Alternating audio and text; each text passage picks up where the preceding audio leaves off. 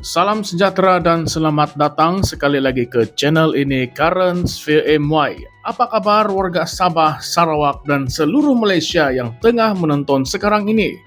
Pada video kali ini saya ingin mengulas tentang satu topik yang panas, menarik, dan penuh dengan makna. Mampukah Sabah menjadi negeri yang stabil dan berdaya saing seperti Sarawak? Dan yang lebih penting lagi, mampukah Gabungan Rakyat Sabah ataupun GRS menjadi platform sebenar untuk merealisasikan impian itu? Baiklah, cerita dia macam ni. Ketua Pemuda Parti Bersatu Sabah, Saudara Christopher Mandut, baru-baru ini mengeluarkan kenyataan yang agak yakin. Dia kata Sabah mampu jadi negeri yang stabil dan kompetitif macam Sarawak jika dipimpin oleh parti-parti tempatan, terutamanya melalui GRS. Nah, anda rasa macam mana? Memang satu kenyataan yang boleh dianggap berani. Tapi kita tidak boleh pandang sebelah mata sebab kenyataan ini keluar di dalam konteks menjelang pilihan raya negeri ke-17 ataupun PRN17 yang semakin dekat sudah. Dan seterusnya, Christopher juga berkata yang pemuda PBS sudah pun bersiap sedia sepenuhnya untuk membantu GRS menang besar di dalam PRN nanti. Mereka ingin pastikan GRS kekal memimpin dan memperkukuhkan pentadbiran negeri. Dia sebut lagi dan saya petik.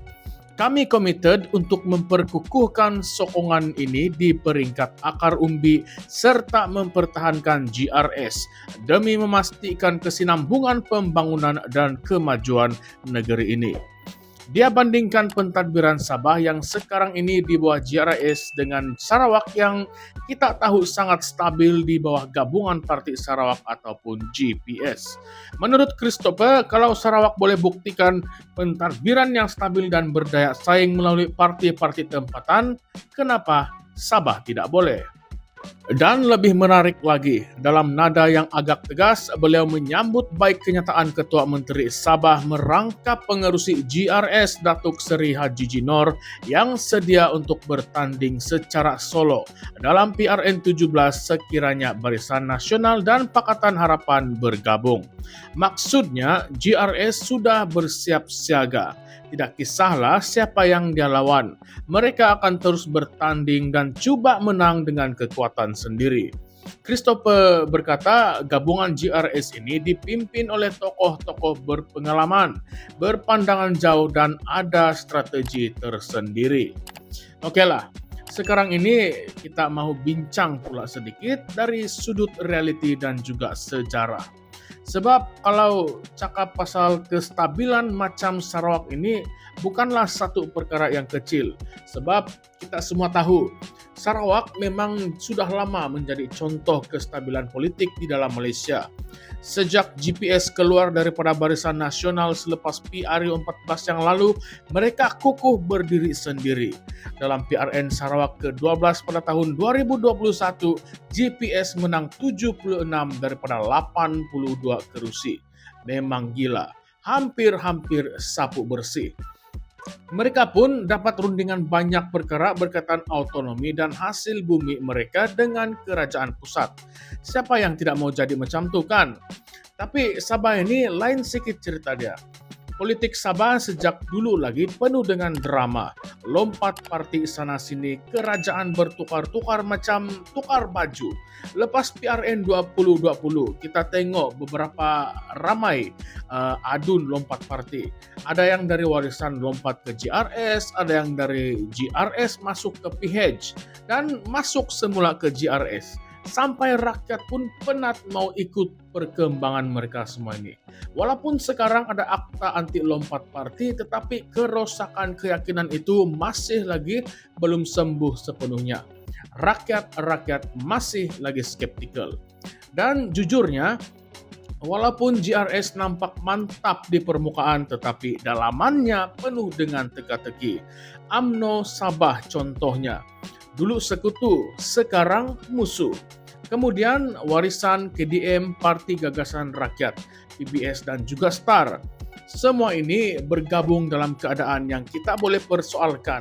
Adakah gabungan ini karena dasar yang sama ataupun mereka ini semua mau kuasa sahaja semata-mata? Kalau kita bandingkan dengan GPS ini dari awal lagi memang konsisten tentang perjuangan hak Sarawak. Mereka tidak tunduk kepada pusat. Mereka runding terus tentang MA63, royalti minyak, pembangunan luar bandar, pendidikan, dan hasilnya macam mana? Sarawak dapat banyak autonomi tambahan dan budget pembangunan yang besar. Tapi Sabah, isu MA63 masih lagi samar-samar. Royalti minyak 20% masih lagi belum dapat. Infrastruktur luar bandar masih ramai rakyat kita di pedalaman, tidak ada jalan raya berturap. Elektrik pun tiada 24 jam. Jadi adakah GRS cukup kuat dan ikhlas untuk perjuangkan semua ini? Atau sekadar retorik politik untuk meraih undi PRN nanti? Dan yang lebih panas, kenapa tiba-tiba GRS sedia lawan PH dan BN sekaligus? Adakah ini strategi untuk tonjolkan diri sebagai alternatif sebenar? Atau sebenarnya GRS ingin menjauhkan diri dari konflik dalaman kerajaan perpaduan yang dipimpin, yang diketuai Anwar Ibrahim? Kita tahu sekarang politik pusat pun semakin goyang. MOU perpaduan, kerjasama antara musuh politik lama, semua ini membuatkan rakyat keliru. GRS mungkin ambil peluang ini untuk berdiri sendiri dan jual naratif bahwa Sabah patut diperintah oleh anak Sabah dan bukanlah sebagai boneka Putrajaya. Tapi adakah GRS benar-benar bebas dari pengaruh pusat? Haji G sendiri dilihat mesra dengan beberapa pemimpin pusat. Ada juga cakap-cakap belakang yang menyebut GRS ini tidak lebih daripada satu strategi BN versi baru untuk kekal berkuasa di Sabah. Adakah Anda setuju? Dan satu lagi perkara yang perlu kita bincangkan.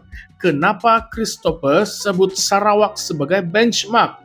Bukankah sepatutnya Sabah nih ada alat tuju sendiri? Kenapa mesti ikut Sarawak? Adakah ini pengakuan bahwa Sabah selama ini sebenarnya ketinggalan?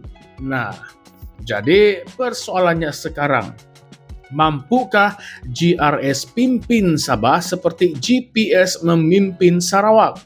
Atau kita akan saksikan lagi satu episode politik Sabah yang penuh drama dan pengkhianatan? Oleh itu, apakah pandangan Anda semua? Adakah GRS pilihan yang betul untuk masa depan Sabah? Atau Sabah perlukan wajah baru, arah baru, dan kepimpinan baru yang lebih segar dan jujur kepada rakyat? Coba kita jawab.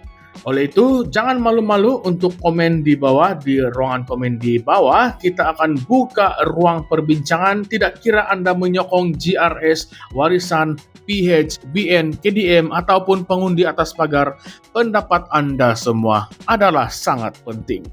Dan kalau Anda suka konten begini yang kupas isu semasa politik dengan gaya santai tetapi padat, jangan lupa untuk tekan butang like, subscribe, dan kongsi video ini dengan kawan-kawan Anda. Lagi banyak yang menonton, lagi banyak yang sadar apa yang sebenarnya berlaku di sebalik tabir politik Sabah. Oleh itu, untuk video kali ini saya undur diri dulu, tetapi kita jumpa lagi di dalam video yang akan datang. Ingat, rakyat Sabah berhak tahu, berhak pilih, dan berhak bersuara. Jangan biarkan diri kita dibutakan oleh janji kosong lagi. Sampai jumpa, stay critical, stay curious. Bersama kami di Currents VMY.